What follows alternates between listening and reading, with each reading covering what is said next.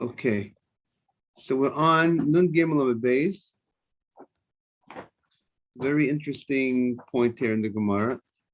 I think this will be the final point regarding the candle, the candle of Moshe Shabbat, which all of you became experts on it by now. Amar Rav Yehuda Amar Rav. We are in the wide lines, about 8 lines in. First order line is Chama. Everyone have it? 1, 2, 3, 4, 5, 6, 7, 8, 9 lines into the wide lines. Ariel, you got it? First word is Chama. The end of the line. Got it, Nathan? Amar Rav Yehuda Amar Rav. Ein malzirin ala or kederech shemachazvin ala mitzvot. You don't need to go and find fire, Motzei Shabbat, the way you would have to go about when you want to do a mitzvah. You have a mitzvah to do, you go about and you do whatever you can to make sure you get that mitzvah. And you exert a lot of effort to, person doesn't have his tefillin with him. So he has to figure out, he has to get tefillin somehow. I got to get tefillin, I got to put on tefillin today. But the candle is not the same level of all, or even tefillin is right there. But then you have the Rabbanan mitzvot, right? Lighting a Hanukkah candle. You got to make sure you light the Hanukkah candle. Somehow you got to figure it out. You don't have it, figure out, exert a lot of effort to get the Hanukkah candle. However, if you don't have a fire Saturday night, you don't have to put that effort in that you have to do in a general one, a mitzvah, to make sure you do that mitzvah. Now, the way the Gemara is going to, and what's the reason for this? Why is this mitzvah, why do we treat it a little less in level than other mitzvahs that we would have to exert much more effort? So some explain, because remember, it's not like saying a bracha on your food, on your drink, is if you benefit from something without a bracha, it's a big deal. You benefit and you didn't say a bracha, or you didn't like the Hanukkah candle. It's much a bigger deal. This mitzvah is mostly to remember what Adam brought out fire on Saturday night. It's remembering that historical event. At the same time, also recognizing Hashem is the one who creates fire. So being that it's more of a remembering this event, they didn't give it the same level of, even though you could say Hanukkah is also the miracles happened, but that was miracles that happened to the whole Jewish community, so to speak. So that's how some explain why they were more lenient, the rabbis were more lenient, and they said, you know what, if you didn't find it, fine. Make Havdalah. The way the Chafetz Chaim presents it is like, it's time to say Havdalah. And I have the some, I don't have the candle. So the law is, if you don't have a candle, you could, so if you're able to get the candle easily, fine. If not, just say Havdalah now. And when you get the candle later on in the evening, that night, you'll say the Bracha Bar Maresh. You don't need, see, the Bracha Bar Maresh does not need to have to be done during the Havdalah time period. It has to be done at night, Saturday night. But you could technically, let's say you had a situation, I have no candle, and it's time to say Havdalah. I went away for Shabbat somewhere. There's no, there's wine in the house, but there's no fire, whatever it is, whatever the case. There's no fire. I can't get any fire. So say Havdalah right now without the candle, and you'll get fire later on during the night. You'll say on the candle. You don't get fire later on the night, then you missed out the candle. It's bad. It's not so good. You missed out that opportunity. Can you say like how much we do all you do everything in Havdalah except you skip the bracha Borei Moresh. It's the same thing technically if you would not have what? You have to say Havdalah Saturday night, so you want to do it Sunday morning. Tuesday, right? Right. Well, Tuesday till Tuesday sunset. What do you do at that? You do not do have on the candle, and you do not do on the psamim. So you just do on the wine. You just do Baruch Atah Hashem Gefen and Baruch Atah Hashem Mavtim Ekol Shachol Beno L'Choshech. Baruch Atah Hashem Mavtim Ekol Shachol. That's it. Yes. You heard that, Ariel? The guy missed Havdalah Saturday night. He does not include the candles Sunday or Monday, and he does not include psamim. Yes. Is there, let's say, is there an ideal thing to use for best? I mean, like, the best, or like, So for some, the ideal thing is first the one has to be something that smells very good. let's say I say I have nothing in my house today, and I want to buy a Havala candle, and now I want to buy this. Something, right. Go buy allspice, or should I go buy? No, so good. I would think. I think it's nice to have something specifically for the mitzvah. Right, too, right. So what the Ashkenazim do is they buy cloves, and they have cloves that are specifically made. They have cloves that they use every week for Samim morning. That's what the Ashkenazim do. So is that the best thing?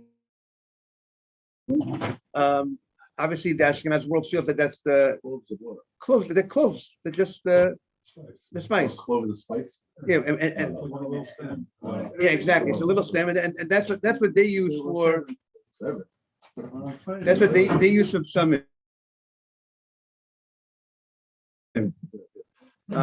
What would be? It's a good question. What would be the ideal samim? Anything. I would say anything that has that's made for smelling purposes, or that has a good smell. Yeah, sometimes you like they tell you to use this oil. I mean, technically, the smell of the etrog lasts on certain. I mean, you shouldn't use it if after the holiday. If it had the nice, but the question, but etrog, I think, but the bracha for etrog is a different bracha. Like noting reach tova peirot. I think it's a different bracha for etrog. I don't know that we should use the etrog. What do they like to use in the synagogue? They like to use hadassim, but you don't have hadassim every. If they have fresh hadassim every week, right? It's a deal, right? What do they do in the synagogue? They use hadassim. What do they use? They give out this other thing. What do they give? This rose oil, the liquid. No. So you could use that. I'm talking about rose water. That's the rose water, right? That's what they use. Yeah. Also by clove. Well, it's funny that I never heard of clove before. What does your family use? The spices in the cabinet. Yeah, but that's probably what it is. It's a cabinet spice. Clove. That's what it is. That was like a garlic clove, No, it looks like a stem with a little tip. And you shake it, it smells like this. But if you order this rose oil, that's what they give out in the synagogue, right? That's what's it called? Pour a little on your rose water. Rose water, and just like we said, just make sure that when you put it on your hand, it's still there, that you can see the water on your hands when you say the bracha. Right? Don't do it. People do that. Go like this. No, because that's a smell the bottle. Yes, smell the bottle is very good because the water it's in the bottle. It's the rose oil is exactly. You open the bottle. That would be ideal. You have to do that because so many people. But by us, if you're in a house, take that rose bottle and then something they have a great smell. You say the bracha. essential oils. I mean, it's what I'm not familiar with all the different things, but I would say. I don't think that's made for. What'd you say? Mint. But again, but whatever you do is make sure that you see some of the item that's giving the smell. Not that the item that's giving the smell was removed from the source of the smell. I mean, you just like you put a spray. If someone puts a spray on them and there's nothing left, and but you don't see any of it. It's gone. It's specifically just the smell that's here. That's not gonna. That's why what you said. If you take the bottle of the rose oil, and you make a bracha on that, that's great. Because you have the spice is inside. It's contained within that liquid. And it lasts forever. So if you order a bottle, and then gimel base, and that would be a great idea. What is rose water? It's made. What do they make it? It's made from some sort of. Obviously there's some sort of roses. Most probably, I would speculate that there's roses. It's something that and it gives off a nice, very nice smell. Today, oh, Amazon is not kosher, right? they sell some things that are kosher. Oil. I don't know if I'm buying like Let's see. spices or something. Yeah, very good. Yeah, this would be Here's rosewood. Here we go. Oh, that's what I was just gonna Rosewood. order. Here we go. It looked like it was Muslim. Oh, You see? Yeah, see, that's what I was telling What, you. is it right here, no cedar? Yeah, you got it. Here, a second. Any rose water would do it. But also look what it says. It has piece. It's made from roses. That's what they soak the roses in this. That's what they're using here, right? This is the stuff.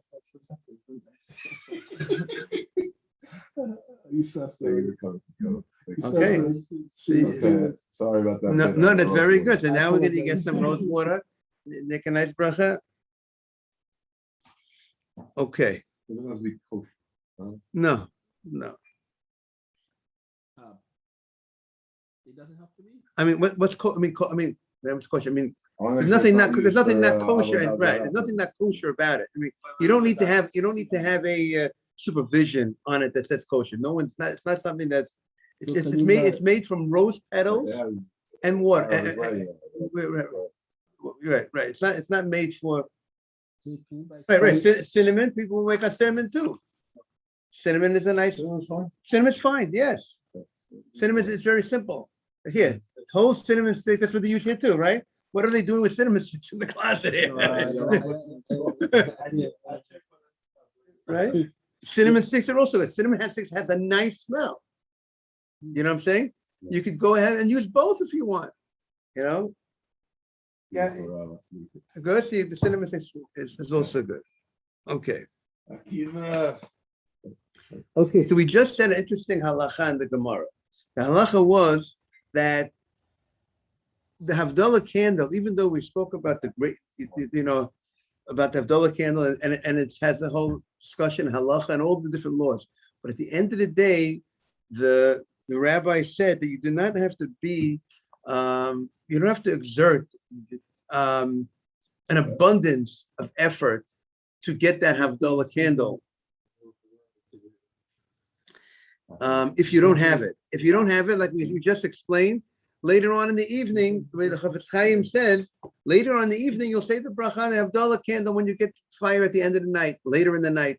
Say Havdalah without the candle. Don't delay. If you can't have Havdalah candle, you don't find an Havdalah candle, you don't, and you're not, it's not easy for you to just go across the street and get a Havdalah candle. It's a large amount of effort that would be, so then you could technically say Havdalah and don't worry about the fire. Hopefully you'll get the fire later in the evening. If you don't get it late in the evening, you did not violate something. No violation.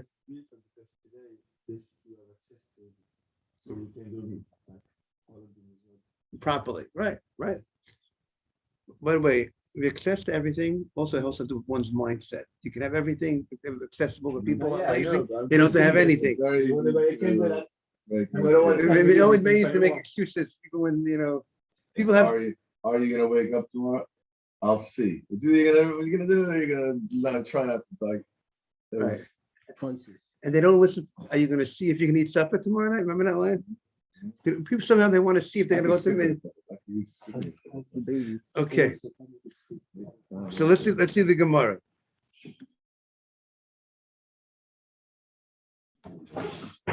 Good morning. Your usual hotspot. So that's what the Gemara says. So the Gemara says, here's someone. Okay. Good morning. No, that's it. Good, late. I don't deserve it. You gotta stand double. You gotta stand the whole time. Thank you very much. Okay. So the Gemara says, the Gemara, Amar Rav Zera. Rav Zera says the following. Mireish Havi Madrina. Rav Zera says in the beginning, I used to, if I didn't have Havdalah candle, I would exert a tremendous effort to get light Saturday night. Again, remember, it's not like nowadays you have matches, like your own said, it's easy for us to fill the mitzvah today. We have matches, just light a match. Rather, it was difficult making fire in the old days. So Nun Gimel on the base, 53b. If I did not have the Havdalah candle, so Rabbi Zera said in the beginning, I used to Madrina, I would exert a lot of effort to get a Havdalah candle Saturday night to fill that mitzvah. But Kivan the Shaman Laha, when I heard what the Rabbi Yehuda Amarav, where Yehuda Amarav said that technically the Havdalah candle, you do not have to exert so much effort Saturday night to find the fire. If you don't have a fire, say Havdalah without the fire. And later on, hopefully you'll get fire later in the evening. Don't have to wait. I'm going to go spend 25 minutes, half hour, or traveling somewhere. You could come back to the Berachos Barash later in the evening.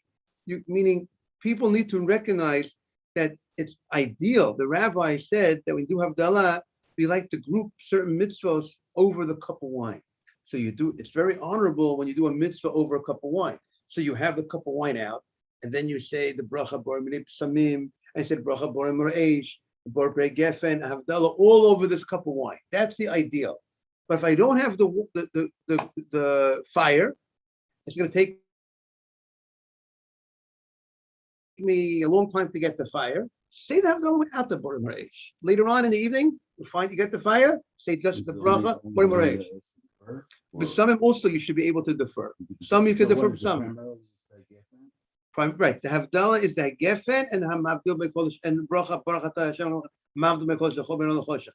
That is the meat and potatoes of Havdalah is the gefen and the bracha Hashem mavdil bekodesh the chol ben choshech. And the proof, Mr. Haber, is after Yom Tov we don't have samim, we don't have fire. That is the Havdalah. That is the Havdalah.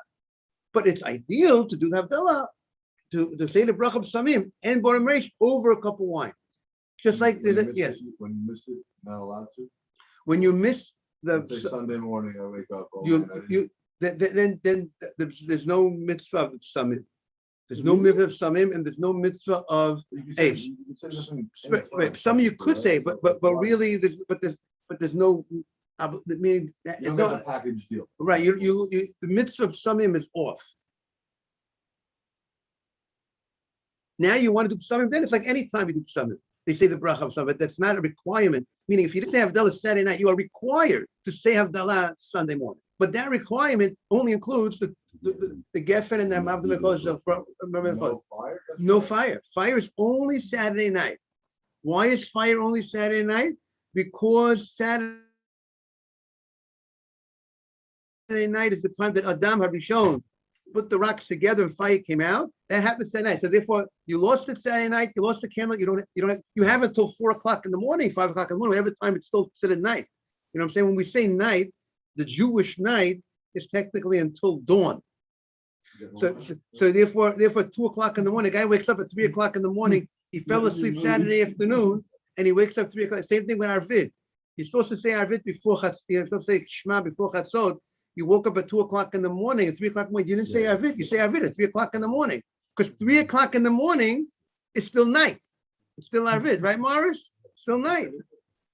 Now, however, by the way, in the Shulchan Aruch, he says that some say that there's a difference between the fire of Motzei Shabbat and the fire of after Yom Kippur regarding this law of the Gemara. The Gemara said that you don't need to exert tremendous effort to get that fire to say the bracha on Motzei Shabbat. But what about on after Yom Kippur? After Yom Kippur, so some say you have to exert tremendous effort to get that fire. And the reason for that, some want to say, why are we much more motivated and asked to go that extra mile to get the fire after Yom Kippur?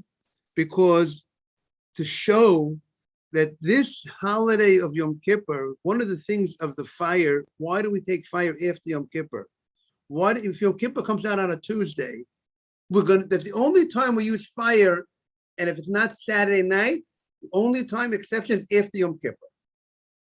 After Yom Kippur, we make a bracha on a fire, on Eish. Fire that was created before the holiday, right? That's the only time we say the bracha Bor Eish on fire besides Saturday night is only after Yom Kippur. And one of the main reason why we have fire after Yom Kippur, and to show that Yom Kippur, we said that Yom Kippur, we were not able to use fire in the sense of the normal sense of the use of fire for cooking purposes and lighting purposes. We couldn't use on Yom Kippur. Different than a regular Yom Tov. A regular Yom Tov, you could use fire. You could cook with fire. You could light a candle from a pre-existing fire on a regular Yom Tov. Is that correct, Mr. Haber? Yes. And therefore we use a fire that was lit before Yom Kippur and was not used on Yom Kippur. It laid to rest. It was called a Nesh Shavat. It was resting. I did not cook with it. I did not kindle anything with it. So after Yom Kippur, to show that Yom Kippur is a holier day than the other Yom Tovim, because the other Yom Tovim you can cook, you can light from candles, but on Yom Kippur you can't. Yom Kippur you're not allowed to do any of that stuff. No cooking, no lighting from on Yom Kippur. So because it's important to show that Yom Kippur is different, and also that people shouldn't make a mistake to think that you could cook and you could do these things on Yom Kippur, we make a big deal over the fire of Yom Kippur, that fire that we say Borei Moreish if Yom Kippur is an educational tool, is a statement to the world about how we live on Yom Kippur, and we'll know for the next Yom Kippur, and we'll know about and we want to show this idea of Yom Kippur is greater than other Yom Tovim. So therefore, you have to go above and beyond to make sure you get that fire. You didn't have fire. Try again. If you didn't have a fire, and you didn't have a pre-existing fire, No, yeah. right? So if you didn't have, then it would seem like you're stuck. You would not say the bracha. We have to take out the Yalkut Yosef, what he says you will do. But if you do not have a pre-existing fire for Yom Kippur, you have no fire that was from before Yom Kippur, it would seem like you lost out. But yes, as long as the neighbor has a fire that was on from before Yom Kippur. Or go to the synagogue. Hopefully they still have a fire on from before Yom Kippur. Exactly. Good morning. That's okay. That's the seriousness of the fire of after Yom Kippur. So some say, good morning. So some say that the fire after Yom Kippur is much more stricter. There's a yesh omrim. Some say it's more stricter regarding that fire than the fire after Shabbat. So, and that's what he says. Keep Amar Rav Zera. So Rav Zera said, Meireish. We are about 10 lines around into the wide lines. Amar Rav Zera. Meireish Havi Madvina. Rav Zera says in the beginning, Havi Madvina. I would go and exert a lot of effort to get the fire after Shabbat, to make sure to say Havdalah together with the fire, with the candle. But Kivan the Shaman al Hadar Rabbi Yehuda Marav, when I heard Rabbi Yehuda Marav says, I do not need to exert all that effort to get that Havdalah candle if I don't have it. Ananami lo madbina. I don't exert all that effort. If I have it, if it's easily accessible for me, I will go ahead and say a bracha on the candle. If I don't have it, I'll say Havdalah without it. Yeah. Hopefully, I'll get it later on in the evening. I'll say the bracha Boy Marhesh by itself. Okay. Now the Gemara continues. Misha Achal. We had in the Mishnah that somebody who ate and he forgot to say Birkat Hamazon. He washed, he ate, and then he left this place and he went to the office. Anytime. New topic. Now we're going to new topic. Mazel Tov. Finish the topic of. Well, we can eat between Motzei Shabbat and the other, right? You're not allowed to eat. You're not before Havdalah. You cannot eat. You need to before you when you come home from synagogue. If you want to eat, you have to first make Havdalah. You cannot eat before Havdalah. It's a very big sin, by the way. Big sin to eat before Havdalah. Now you can't even have a bite, a snack, before Havdalah. In Halacha, what it says is technically says the only thing you can have before Havdalah is water, but I don't know if the minhag is even to have water. Technically, the Halacha states that you can drink water before Havdalah, but you cannot eat. You cannot eat anything before Havdalah. That's why we got to get into a good habit. The good habit is right when you come home, you make Havdalah right away. That's the key. The key is when you come home, you make Havdalah right away. You don't delay. You heard that? Here's the Yalkut Yosef. You ready, Nathan? Nathan, you'll be interested in hearing the Yalkut Yosef. You're not allowed to eat anything or drink wine or drink any other beverage. Orange juice, coffee, tea, nothing except water. From the time it gets dark, Saturday night, until you do Havdalah. But if you were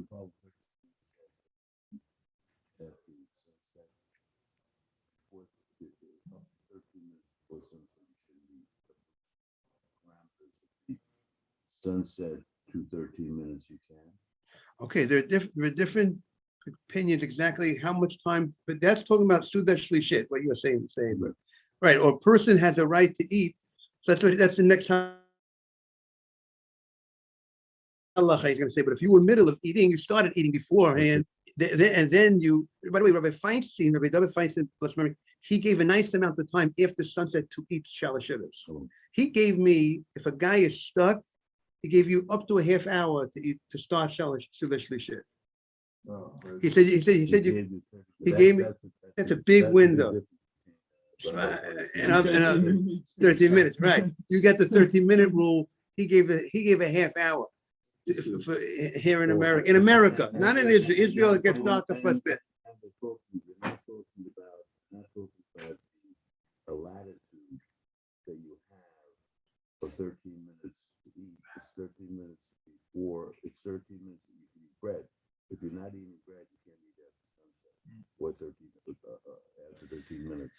But so he says over here, if a person sat and he ate before sunset, and then it became dark, he could continue going. Right. No problem. On Shabbat afternoon. On Shabbat afternoon, right? If you went ahead and you Like you're eating Etimental, you're eating. Suda Shlisha, then you can go as long as you want. For sure, if you had bread. For sure, if you had bread. A lot of people, I tell you, like the yeshivas and stuff like They that. go long. They're learning anyway. They're chilling. But they're eating and But they had bread. Anyway, they had bread.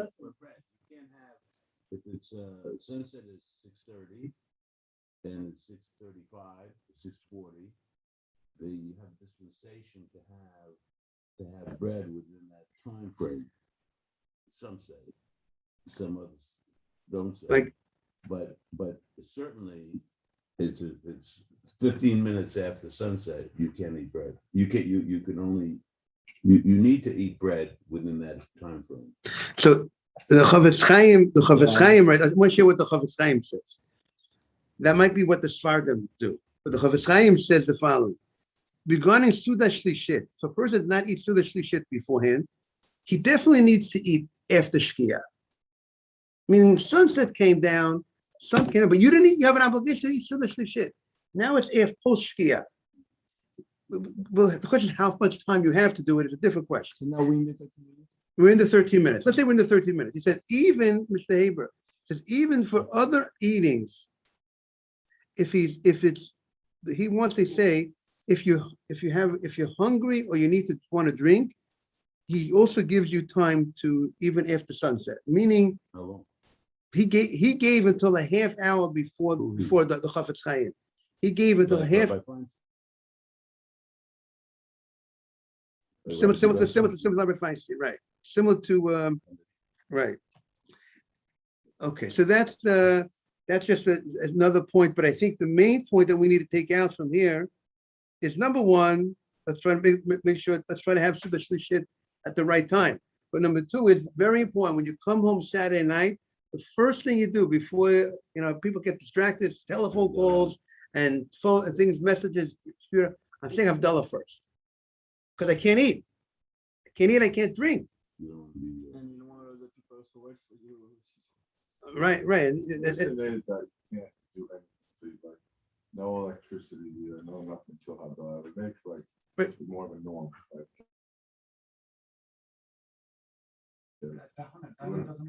Right. Technically, if you say the person said that atachanatanu in the davening, so therefore you mentioned hamavdo b'kol shachol, then you could do malacha. Meaning your wife could do malacha before you come home. What's the time? Say it again. I wish you needed to do the whole package In order to do malacha, because then you're not gonna have this issue with the eating, because you're gonna do it most likely. Right, but now they gave you it. You got a halfway, right? You could do malacha to say hamavdo b'kol shachol, baruch hamavdo b'kol shachol. Then you, already said. which you said, and your wife just has to say it. Baruch hamavdo b'kol shachol. That's what she wants to turn on a light. She needs to say those few words, hamavdo b'kol shachol. But then she still can't eat. But if she doesn't. No, atachanatanu does not cover you eating. Eating is only when you make havdalah over a cup of wine. I thought it was only hamotzi. That's what I thought. That what? I always thought that you can't have like hamotzi until you say we can't bread. Right, but here we see clearly you can't have nothing. Only water, Ariel. We'll give you water on the deal. And seltzer should be like water, I would think. But besides that, you can't eat or drink anything before Havdalah. And by the way, the Yetzer Hara, his job is to tell us to delay Havdalah, like anything else. Always wants to tell us to delay mitzvot. So that's why we got to be careful. No, we're going to do Havdalah right away. And if we get into the habit, and this is what we do right away, you can ask your wife, if you don't want, could you prepare the Havdalah when I come home? If you could ask if it could be ready, so that will help me do it right away. Are you allowed to prepare for Shabbat? Before, no, you have to wait till Shabbat ends. You can't pour your grape juice and set up Right, Yeah. right. Shabbat has to be over. I mean, even though she's not taking out the candle, because the candle is mukseh. But candle's mukseh. Candle's mukseh. Why, it's just a stick of wax. Yeah, but it's used for forbidden purposes. A candle is mukseh on Shabbat. You can't. But what if it's the same wine cup that you're allowed to do? Wine is not mukseh. So I'm saying, we're saying that even though moving the wine is not mukseh, it's wine, but I'm preparing on Shabbat for after Shabbat.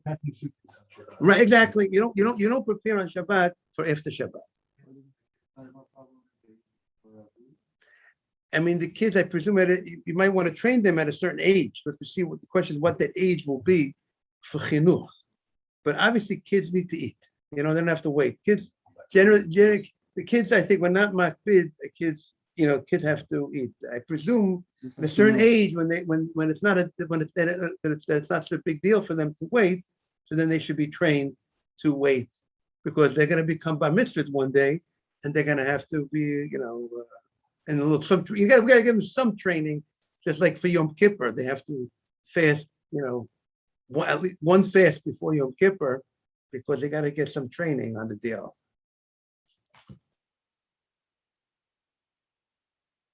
Okay, so now the Gemara says, so here's the case. Misha Achal, someone who ate and he forgot to say Birkat HaMazon in a spot. So there's a machloket Beis Shammai and Beit Hillel. Do you have to go back to the place where you ate your meal to say the Birkat HaMazon there? Or can you say the Birkat HaMazon where you are now? I left from the house to the office. And now, and the office is not so far away from the house. Not like, because if it's a far distance, so then of course I can't go back, because by the time I go back, maybe it might be too late to say Birkat HaMazon. Let's say if it's a very far distance, right? But if it's a short, if it's not such a far distance, right? It's not such a far distance. So the question is, am I required to go back to my house, say the Birkat HaMazon, or could I say it where I remember? This is the question, right? Now, Amar of Zvid B'Tem Rav Dima Bar Abba. So Beis Shammai says you got to go back. You got to go back to the place where you ate and say the Birkat HaMazon there. You can't just say the Birkat HaMazon in the next place. Beit Hillel says no. You can say the Birkat HaMazon in the place that you remember. You don't have to go back. So the Gemara says that's only if you forgot. It was an honest mistake. I forgot. I had in mind to say Birkat HaMazon where I was.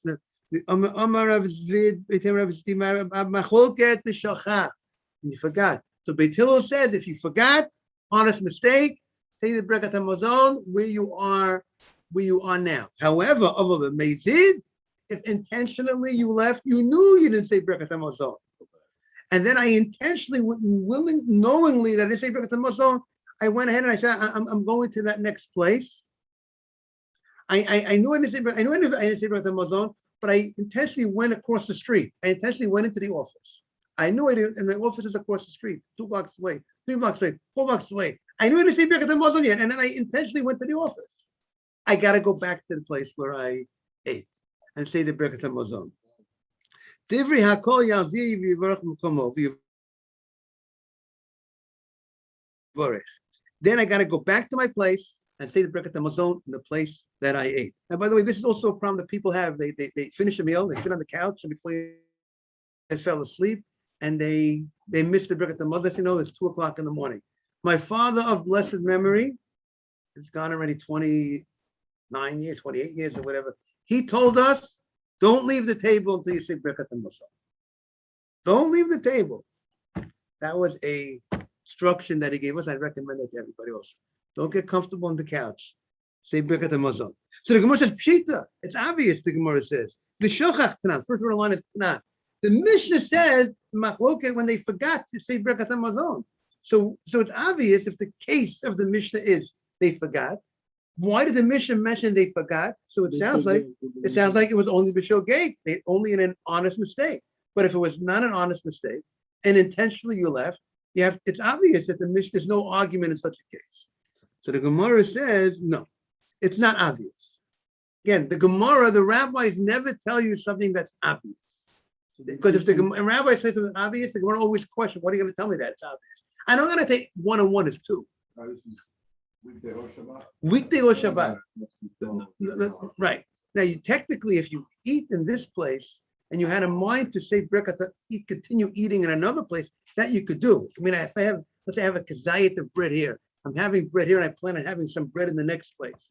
That's not an issue. I had a mind when I said motzi, I had a mind to eat in the next place. Here, when I don't plan on eating in the next place. I'm not eating any bread in the next place. I forgot to Birkat Hamazon. That's the case of the Gemara, and that's the question whether I need to go ahead and go back or not. If you're in a setting where you're like, let's say you're at a shore restaurant, right, and you're in a standing room, and you come out to see, are you free reign to say Birkat Hamazon anywhere in that room? If you're like Very good, very good. So I would see, but you should say Birkat Hamazon sitting. People should take a chair, find a place. So what I do is, if I'm in such a setting like that you're saying, I would take a chair and at least sit down for the Birkat Hamazon. Right. And now you're saying, and if you had no specific spot, so any spot, if you were eating, I would say wherever you ate more of if you had a spot, usually when you're standing, you don't have a spot. So if you stood in this place, so then I would say, try to take a chair and say the Birkat Hamazon in the place where you stood. If you started like that, you're at the cocktail hour, and end up like at a table in your chair, you say Birkat Hamazon there. Right, very good. But did you continue eating? If you continue, yes, you continue eating there. Well, there's ceremony, and then there's, Right, but then did you have any? See, that's the question. Do you have any bread over there? If you had bread there, and you have bread at the end also, you went to the ceremony, and then you went to the main and there's ballroom, bread over there, they definitely say over there. there at the last place. Rabbi, I see that Koel is expanding. I'm going to break down.